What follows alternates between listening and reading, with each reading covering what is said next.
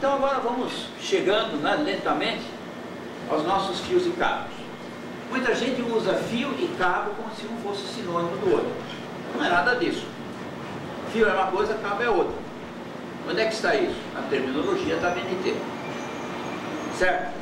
Então, aqui na apostila de vocês, aqueles que já têm ela aí podem até abrir esse ponto. Acho que sim. Primeiramente, pessoal do quinto e sexto período.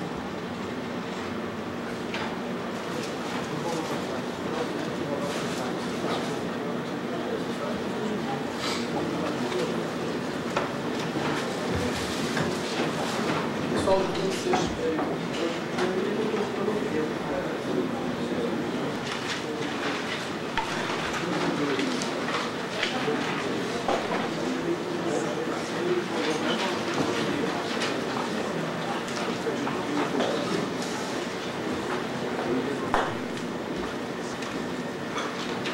Lá vocês encontram, por exemplo, 2.1, condutor. Então, o que se entende, segundo a terminologia da BNT, o que se entende por condutor? Então, produto metálico, geralmente de forma cilíndrica e de comprimento muito maior do que a sua maior dimensão transversal, utilizado para transportar energia elétrica ou transmitir sinais elétricos. Então isso aqui não é invenção minha, isso é cópia do que está na terminologia da BNT, certo? Então condutor não fala de tamanho, não fala de número de elementos condutores, ele apenas fala a função. Condutor é isso aqui, é um produto metálico, certo? Tem a função de conduzir corrente elétrica, tá? Logo em seguida tem fio. Fio o que é? Produto metálico maciço e flexível, de seção transversal invariável e de comprimento muito maior do que a maior dimensão transversal. Então, o fio é um elemento apenas. Um elemento apenas. Certo? Virem a página para cabos. Então, cabo. Conjunto de fios, que falam encordoados, nós logo mais vamos ver o que é isso. Tá? Isolados ou não entre si, podendo o conjunto ser isolado ou não. E aí depois tem uma nota e tal, não sei o que. Bom, então vejam, na verdade o cabo é um conjunto de fios. Se eu tenho um elemento apenas, é um fio. Se eu tenho diversos elementos juntos, é um cabo. Por que eu vou ter um cabo? Por que eu vou ter um fio? Então isso também nós vamos discutir aqui. Quando é que eu passo de um fio para um cabo? Em outras palavras. Certo? Bem. Temos aplicados ao tratamento térmico de fios e cabos, o encroamento e o recozimento. Então aqui tem uma coisa bastante interessante. Sem entrar em todo o processo de obtenção do cobre e do alumínio, que são os dois metais que nós já sabemos que são usados, eles provêm de um minério. Esse minério é tratado, é dissolvido, é fundido, certo?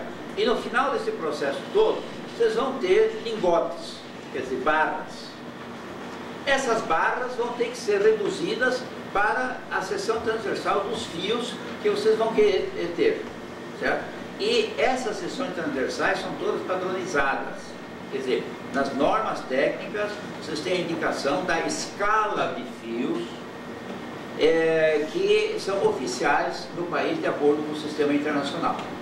Então, por exemplo, 0,5 milímetros quadrados, 0,75, 1,5, 2,5, 4, 6, 10 e assim vai indo, certo?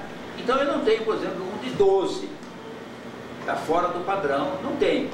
Então há uma padronização das seções transversais dos condutores, certo? Isso é importante, porque quando depois vou escolher a seção condutora, nós vamos ver que nós temos uma série de cálculos. Nós vamos ter um critério para escolher daqueles cálculos qual é o valor de referência, e com aquele valor de referência nós vamos entrar numa tabela de exceções padronizadas, certo? Então, o meu cálculo deu uma seção de 22 milímetros e 0,75, isso não existe. Então eu tenho que ver qual é o imediatamente superior padronizado, talvez seja 25, não sei, tá? que então vai atender a toda essa situação. Ok? Nós vamos chegar lá. Bem, então, nessa fase em que eu passo de uma barra para uma seção, às vezes mais fina que um fio de cabelo, eu tenho duas partes de transformação. Uma parte é uma parte feita a quente. Então, aquele lingote é aquecido, o material é amolecido sem chegar até a fusão, é amolecido. Então, tem que saber qual é a temperatura de fusão do cobre, do alumínio, certo? Suas características, portanto, tá?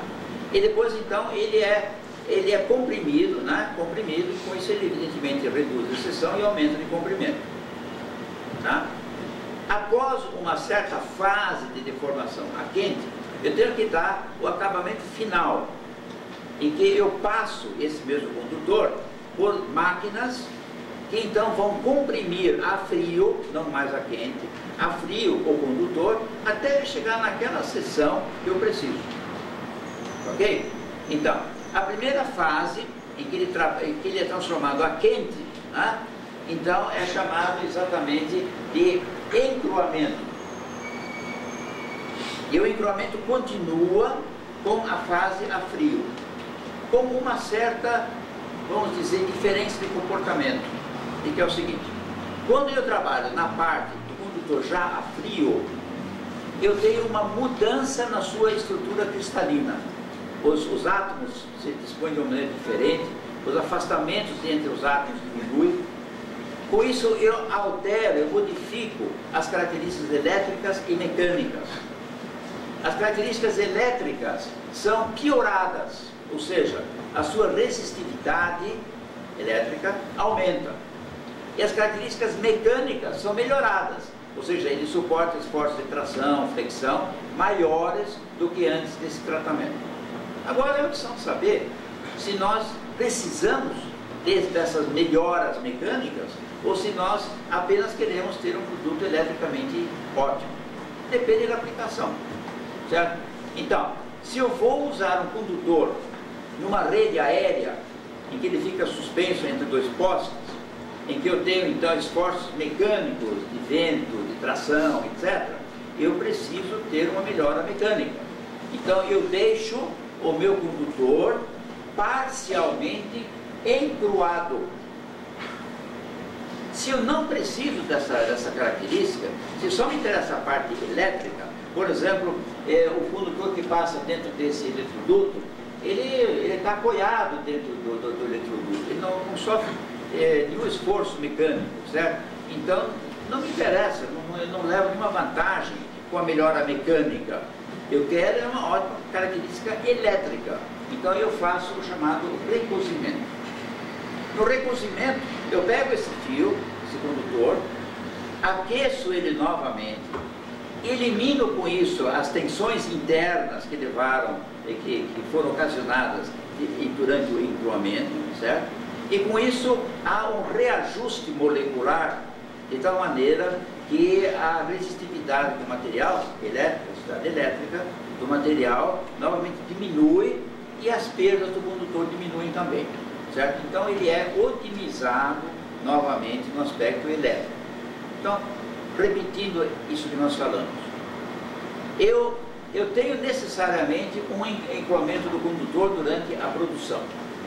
Esse encruamento eu posso deixar integralmente, eu posso retirar parcialmente ou retirar totalmente. Depende do quê? Depende de como que eu vou usar o condutor depois. Eu preciso dessa melhora mecânica do encruamento ou não preciso? Se não preciso, eu vou olhar a parte elétrica, vou olhar as minhas perdas Joule, né?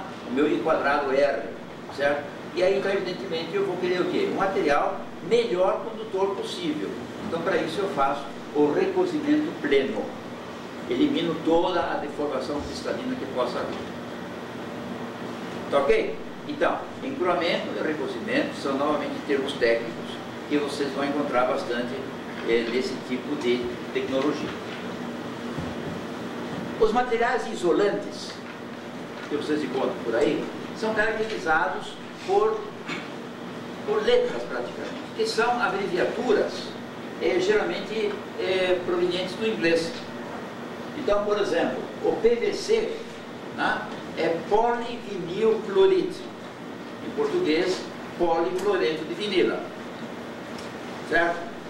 O PE é polietileno ou polietileno. O XLPE é um PE, um polietileno, né? Então, um polietileno modificado, certo? Que tem, então, uma característica mecânica, por exemplo, melhor do que o PE.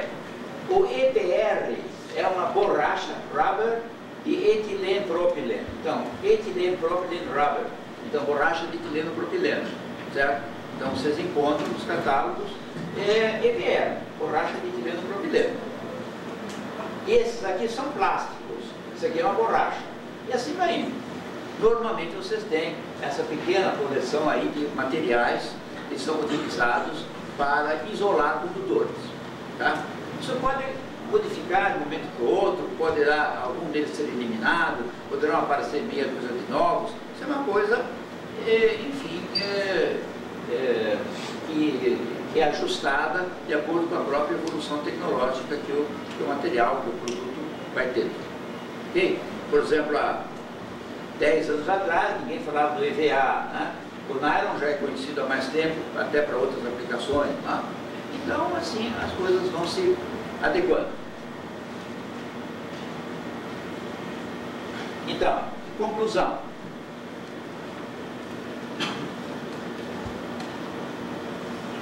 Além das normas e das determinações do Inmetro e da ISO, os textos técnicos também precisam atender ao que estabelece as normas da BNT e, em particular, a sua terminologia. Essa é a conclusão desse último aspecto que nós comentamos. Alguma pergunta?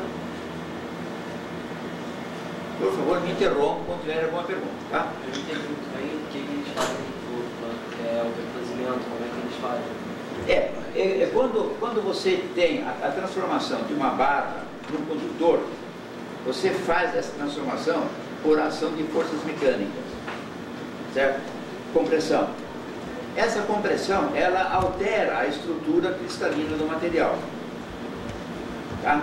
Então, quando você tem o encruamento, você então tem a configuração do seu condutor já na dimensão final, porém com uma mudança na própria estrutura cristalina, que traz consigo uma deformação que leva a um aumento da resistividade elétrica do material. O que pode não ser bom, porque aumenta as perdas. Então, mas por outro lado, essa deformação cristalina, ela melhora as características mecânicas. Então você tem que saber se aquele material que você tem em mãos, encruado, se ele precisa manter essa característica mecânica melhor, ou se você pode eliminá-la. Porque você eliminando essa deformação, você melhora ele eletricamente, que é uma meta importante, certo? Então, para melhorar a característica elétrica, mas piorar a mecânica, você faz o recozimento. Esse recozimento, ele é aquecido com essa dilatação. Você elimina essas tensões internas, certo? E você reorganiza o sistema cristalino e com isso você facilita o deslocamento dos elétrons, que significa você diminui a resistividade do material. Está claro, gente?